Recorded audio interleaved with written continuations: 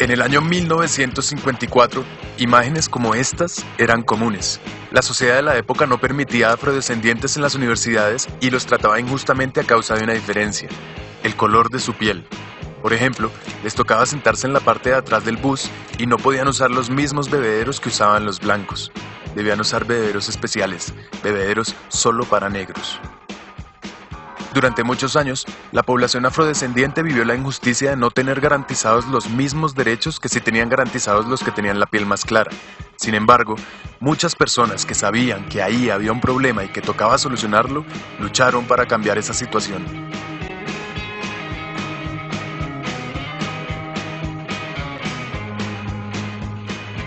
Después de algún tiempo y muchas luchas, en 1964 se aprobó el Civil Rights Act, un papel que dice que sí, los afrodescendientes sí tienen los mismos derechos que los blancos y no debe existir ninguna clase de discriminación en su contra.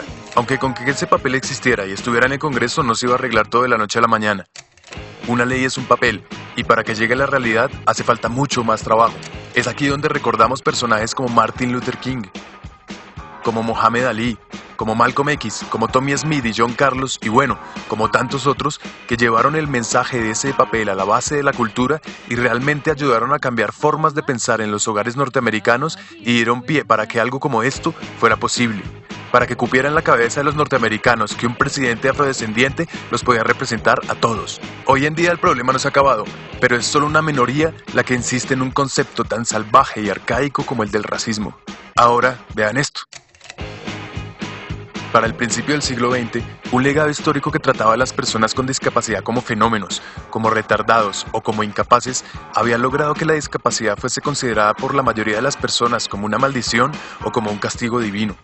La sociedad de la época entendía las diferencias físicas, sensoriales, intelectuales o psicosociales como algo inaceptable y creyó que lo correcto era esconderlas o construir lugares donde vivieran aisladas. Así, los ciudadanos supuestamente normales se desentendieron de las personas con discapacidad y continuaron construyendo un mundo excluyente, lleno de barreras. Muchos fueron encerrados de por vida en esas instituciones, incluso en contra de su voluntad, para sufrir tratos inhumanos y degradantes. No se les permitía tomar decisiones y se les hizo creer que jamás podrían vivir por ellos mismos. Se les hizo creer que eran menos, que no eran suficiente. De hecho, se los llamó minusválidos. Durante la primera mitad del siglo XX, el pensamiento de los médicos era que las personas con discapacidad debían ser curadas de su enfermedad y que en el momento en que estuvieran sanos, volverían a ser parte de la sociedad. A punta de terapia, les hicieron creer que su problema se les quitaría, pero mientras ese día llegaba, ¿qué? En algunos lugares, hasta se esterilizaba a las personas con discapacidad o existían leyes que les prohibían casarse o incluso aparecer en público. La marca de la discapacidad se creó utilizando los mismos colores que los de un hospital y se pregonó con orgullo el nuevo y maravilloso concepto de la integración, pero en vez de incluirlos realmente, se los integró solo en una parte de la sociedad y así se inició una nueva forma de segregación, mientras que las personas con las discapacidades más complejas seguían presas en instituciones cada vez más inhumanas.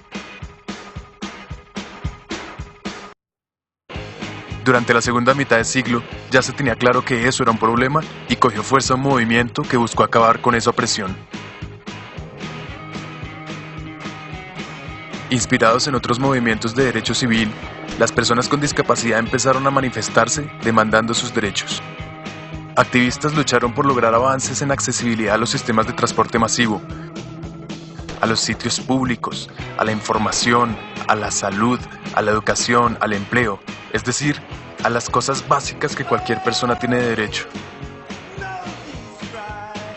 Personas con discapacidades severas crearon los primeros centros de vida independiente para volver a ser parte de la comunidad y poder dirigir sus vidas ellos mismos.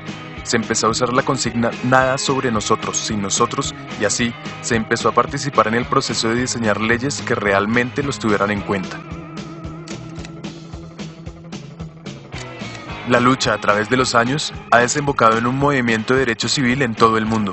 En los países desarrollados y en los que están en desarrollo, las personas con discapacidad demandan sus derechos, demandan su libertad y su igualdad de oportunidades.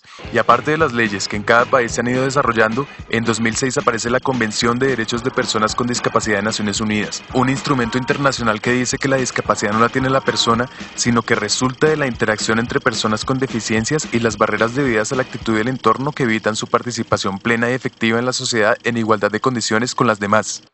Y al igual que un negro no tiene racismo, sino que el racismo aparece cuando un tipo señala a otro por el color de su piel, yo no tengo discapacidad, sino que la discapacidad aparece cuando yo debo de estar en igualdad de oportunidades con el otro.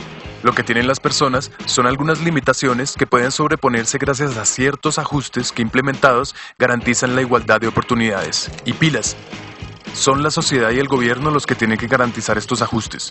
Si no los garantizan, estaríamos aceptando discriminaciones y abusos que a estas alturas no debemos permitir. Entonces, sabemos que no es ni exclusión ni integración lo que necesitamos, sino una verdadera inclusión social. Y es nuestro deber llevar las leyes que tenemos a la calle y producir el cambio de no ver a las personas con discapacidad como unos enfermos, sino como sujetos de derechos, ciudadanos como todos nosotros. Despierten, ayúdenos a cambiar esta situación.